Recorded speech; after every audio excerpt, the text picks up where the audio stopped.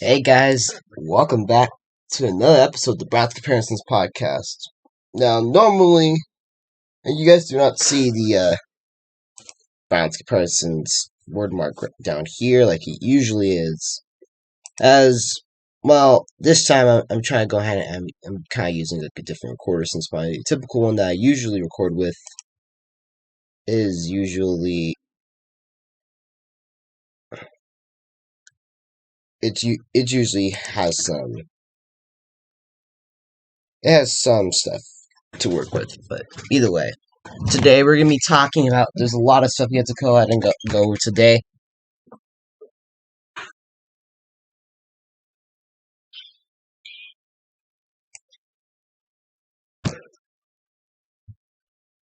And this one, well, some of y'all might find interesting. Some of y'all might find not to be. Well, either way,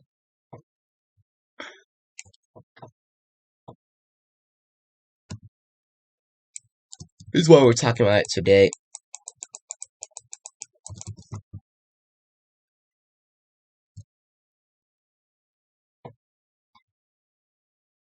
Is because, well, there's a lot to cover to this one. AFL, OFL. We're also gonna be introducing a few new segments to the podcast. So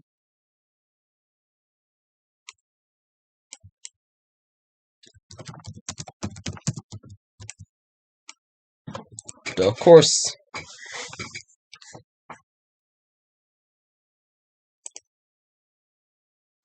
I'm gonna go ahead and basically hop into it right now. So of course, we hop into the AFL segment of the podcast. And this one, I'm not really comfortable talking about the AFL these days, but because, especially after the new rule Reese put down, that just makes me very uncomfortable. Alright, so either way, as you're looking at basically at the standings, this is accurate as of AFL Season 11, Week 5. The Buccaneers lead the NFC with the 5-0 record. Washington's behind with the 4-1, but the Seahawks also still there. Also 4-1. The Bears 2-3.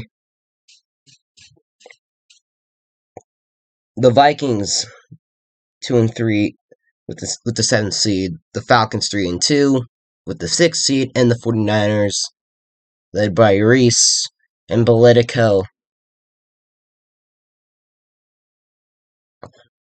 are the 5th seed. In the NFC, the Saints and Panthers are struggling, each with 1-4 records in the NFC South. The Lions are struggling with the 1-4 record.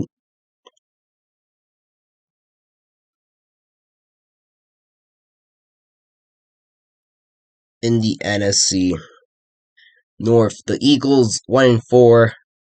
They're struggling.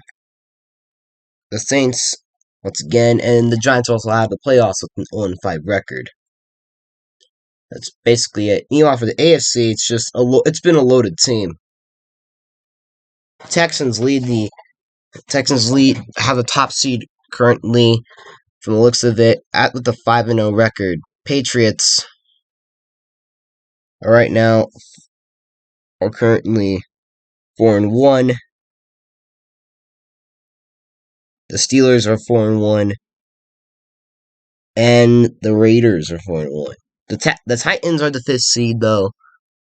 They are 4-1, second place, because they have the 5th spot because the Texans lead their division.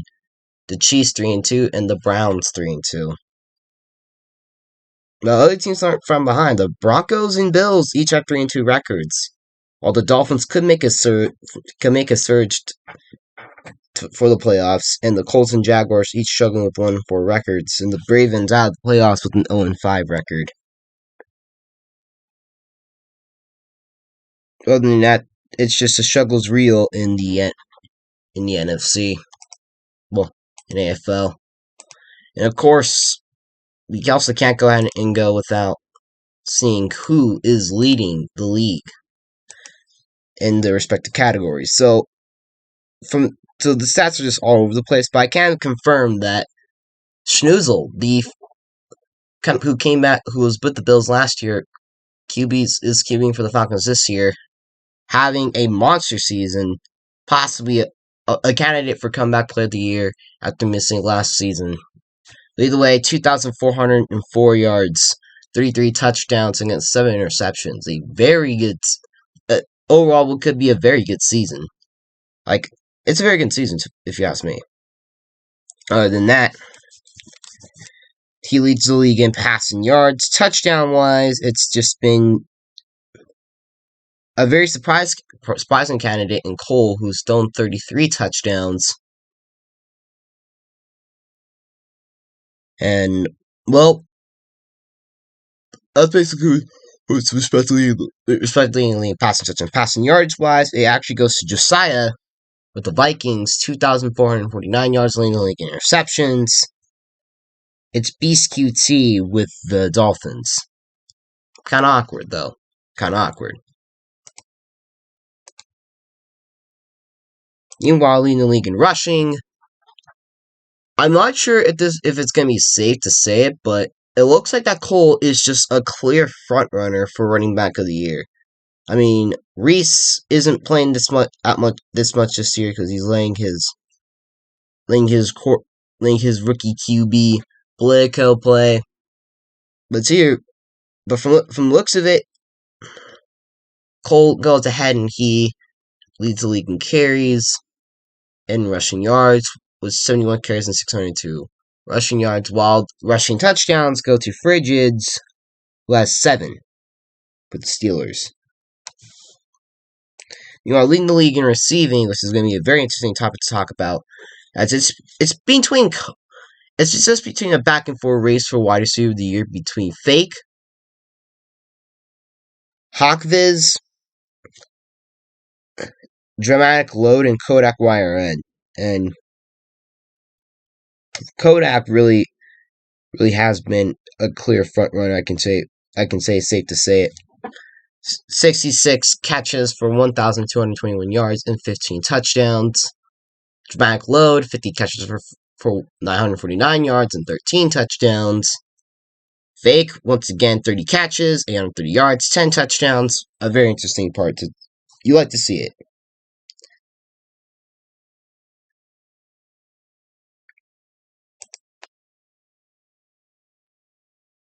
Meanwhile, other than that, leading the league in tackles this year, which is a new statistic that they went ahead and added, that's going to actually go to math. And then it also ties up with 0-0-1-2 with the Giants. And defensive stats for DE, Elds leads the league in sacks with 9. A bit surprising, though, when you just look at it. Sand only has 2 sacks, and Slat only has 3 sacks. No one else has just been playing it. And overall, that's basically generally it. Leading the league in coverage, though, this is actually leading the league in interceptions is someone that you wouldn't even expect to be a candidate for DB of the year, and that is actually V. Tyler. 8 interceptions, which is second in the league. Chug is right behind with 6 picks. And overall, it's very surprising just to see these stats. And he's probably, without a doubt, the front runner for DB of the year. But I won't be surprised if Kyretra goes ahead and he comes back and he makes a late case for DB of the year again, as Kyretra for the last 2 seasons has led the league in interceptions with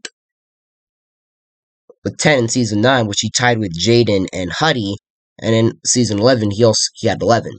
So I'm not sure if Tyler's going to go ahead and keep that place for long, because Kyretra is possibly going to go ahead and he's going to He's gonna come eventually.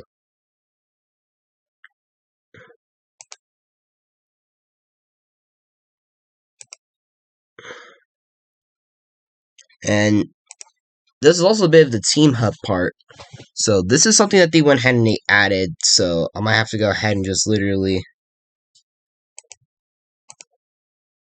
They went ahead and they really just added this. I'm like, what the heck? I can't really read it well. So hold on. I have to really go ahead and really just make the adjustment. Okay. So the Seahawks, though, they're making a good case, and they're gonna have a lot to work with, as they have the most passing yards in the league, as they're usually one of the more pass happy teams. But I'm not sure what's going on.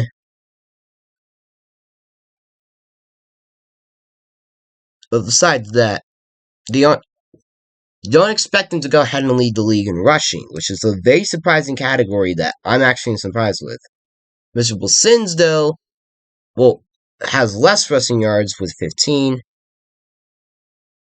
It's just a very weird season for rushing. I just don't know how. I don't know. It's very weird. Other than that, from the 4 games, for a 4-game standpoint, leading the league in the 4 games that this was recorded, the Falcons went ahead and leading the game, leading the league in points per game. So I'll go ahead and give them that. They went ahead and they scored the most points, the highest scoring offense, averaging the most points per game. Went ahead and it goes to the Seahawks. Averaging gaining the most yards per game is the Titans. Rushing yards, of course, to Cole and the Browns. Passing touchdowns to the Falcons. Rushing touchdowns goes to the Steelers. And total yards goes to the Falcons. And total touchdowns goes to the Falcons. Overall, the Falcons just have a high-scoring offense. And defensive-wise, it's just... I can't really just go and read it well because, it's struggle is real. Other than that, that's basically the AFL updates. And also recited a new rule that now they are going to... that DDoSing or any type of threats and posting fake IPs will no longer be a suspension.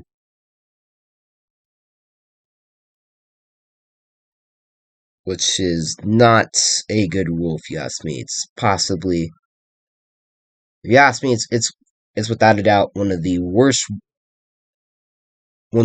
rules now that basically in AFL. So whatever. If you want to go ahead and want to act like idiots, I'm not gonna go and blame them.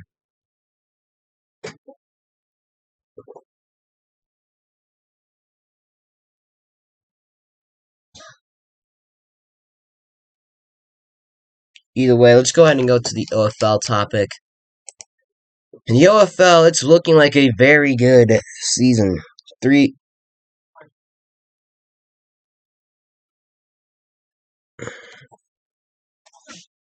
And so far,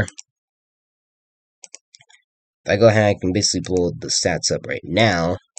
Okay, here we go.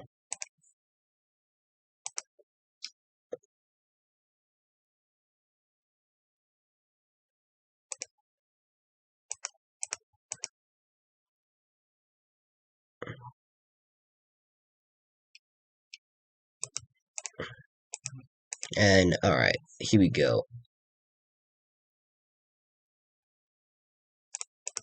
Let's see this, and bam.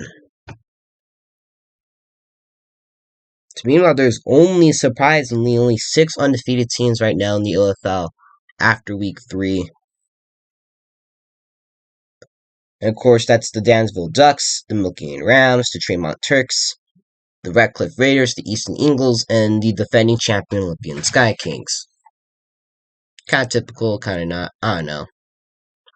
Of course, leading the league in passing touchdowns. is Young Relly, and he's making a good case for it this time, as he went ahead and he's thrown 26 touchdowns against 1 interception. He just threw his first pick.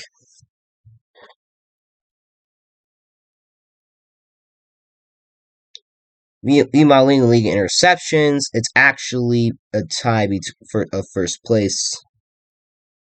Wait, I think it's OJ with the gloves because he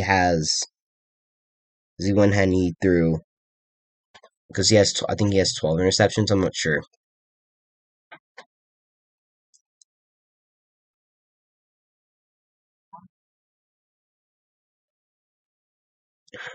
Meanwhile, other than that, it's been somewhat of an interesting season. Chimpanzee Slayer coming at QB for the Ducks, and he's having a bit of a breakout season. 24 touchdowns against 5 interceptions. Kosh and Destroyers already trying to get back on it. Meanwhile, other than that, we do see some returns of some people at QB. Lily's back at QB for the Phoenix. Well, the former Rattlers quarterback goes ahead and is now keeping for the Phoenix, and she's thrown 16 touchdowns against 4 picks. Nike Strike, Zach Sueños, 17 touchdowns against 1 pick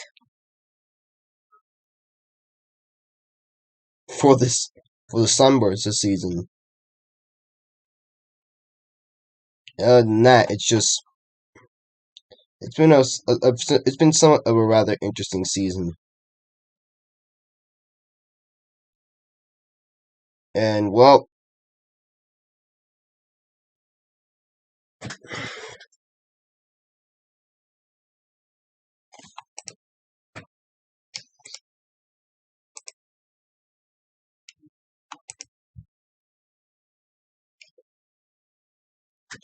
and that it's just been a very rather interesting season. Either way, just getting onto the rushing stats now.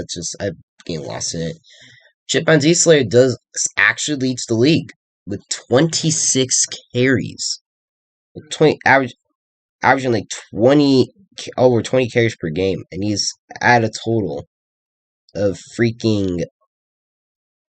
Okay, yeah, I'm not surprised. He goes ahead and he's now at a total of like.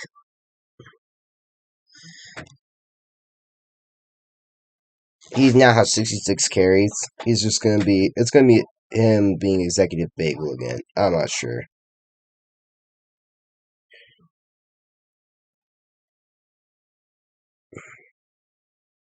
But yeah, he's basically running it a lot. Lily's actually right behind though, which is not surprising as she's known for this. He has 41 carries. But Chimpanzee Slayer does lead. But Chimpanzee, Lily, and Manifestation, or M4, we're just gonna call him. They basically lead the league. Oh, yeah, also in Trems, I think. If they don't count as. But from the stat point, it looks like that it's a 4-way tie for first place. Other than that, it's basically a typical season. And then also you have some QBs that are just barely running it, such as Calvin and Kyretra. But then again, you basically expect them to not really run it that much. So yeah.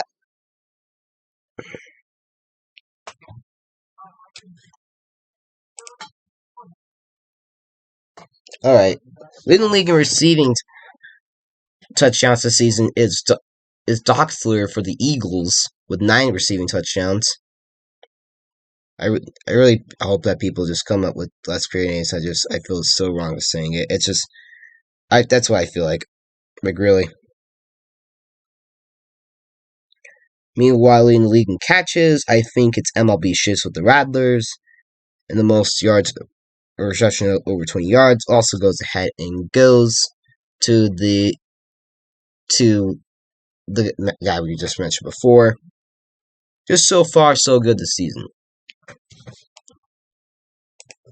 other than that,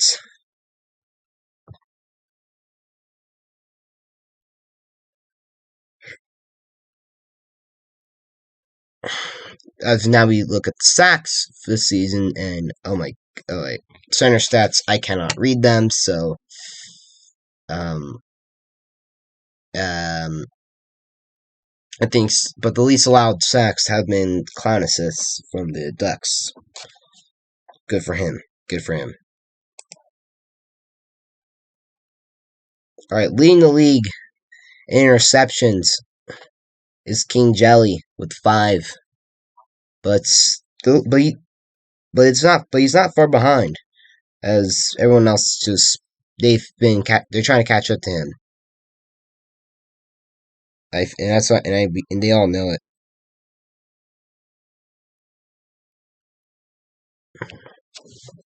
And meanwhile, he also is the only, and also this is the only fact. And besides that, Burr, Matafaga, Mata,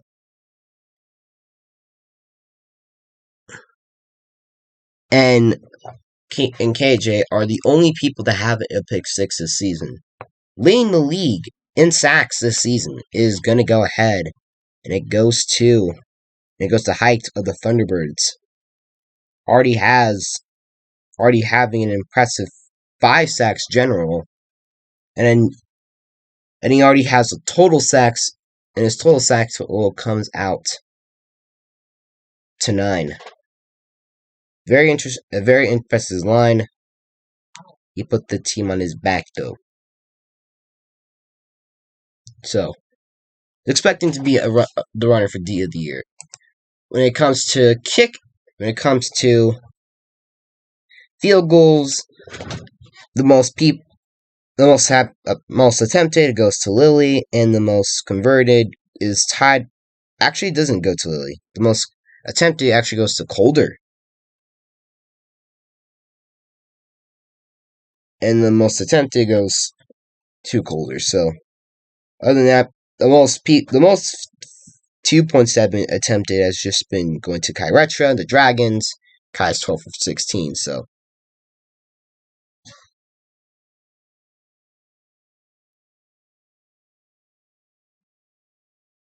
So I'll just go ahead and I'll give him that. And meanwhile, in the league in kicking stats, it's just been Young Rally going ahead, and he has 28 kickoffs, 11 of them being touchbacks. 1 out of bounds kick, though. When it comes to onsides, it's just been the Chaos Chaos BCV doing the work there. And outside attempts, hardly anyone's just been trying it, but.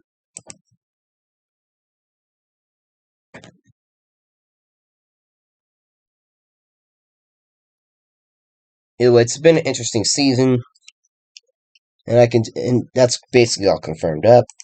And well, yeah.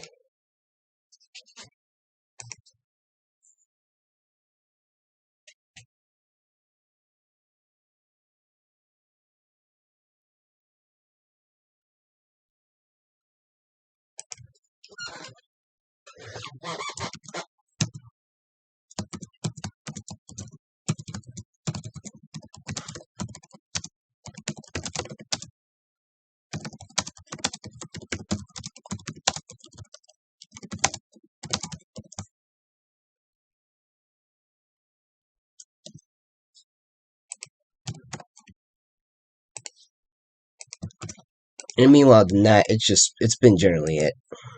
Also, now introducing a new topic that we're also going to introduce is that we're also going to introduce the IFA back on.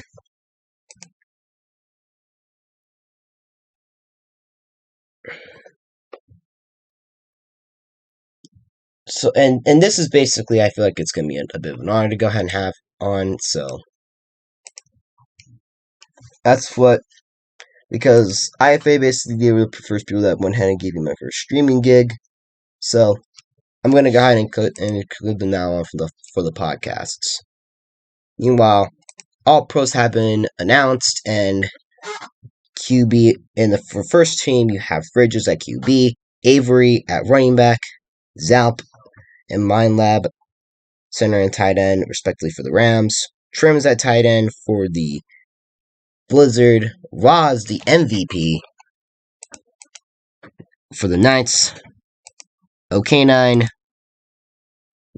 for the Blizzard. War Eagle dominating for the Lions. Lockdown Deep for the Thunder. And Mikey's Clutch, the offensive flex for the Lions, while K9, War Eagle, and Lockdown Deep were also made it at wide receiver. Making it in at DE is All-Purpose Weapon and Tired Alarm. He's playing All-Purpose going for the Blizzard, and Tired Alarm representing the Knights. The Blue Jays. Okay, yeah. The Blue Jays. Divine Derek goes ahead and he's in that linebacker. The Orcas have Okweji, Keyshawn, and the Skyhawks basically have an appearance. Rentoska and Burning Ramen. Two guys, both two corners, going ahead and making it in for the Lions. Sith mixing that deep for the Lions. And free safety, it's going to be Chicago style Jesse Run for the Blizzard, and defensive focus Orogbu for the Rams. Kicker is Black Name Palm HD for the Thunder. Papa Carbine is kick returner from the Blue Jays, and then One Kid 5 from the Thunder. And second team All Pro, we see Chad Bofa go ahead and be the QB for this one for the Blizzard.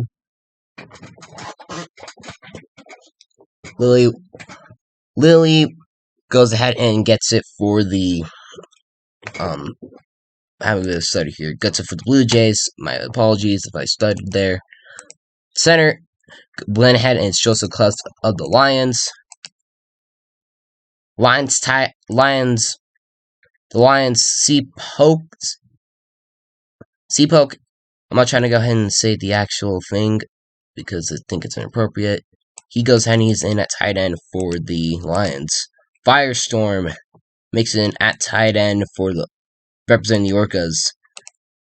The Devils have great price as making it at wide receiver.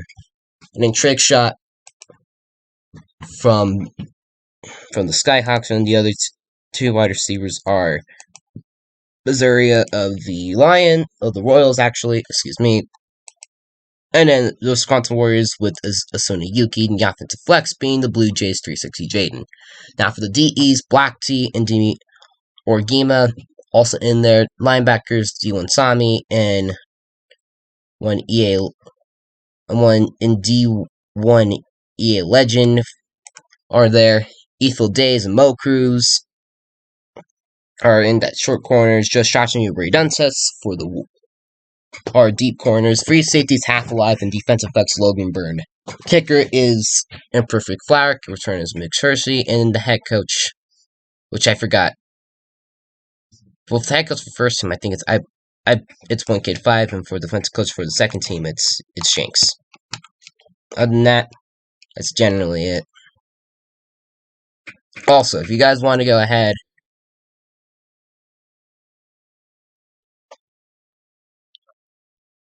and basically want to go ahead and see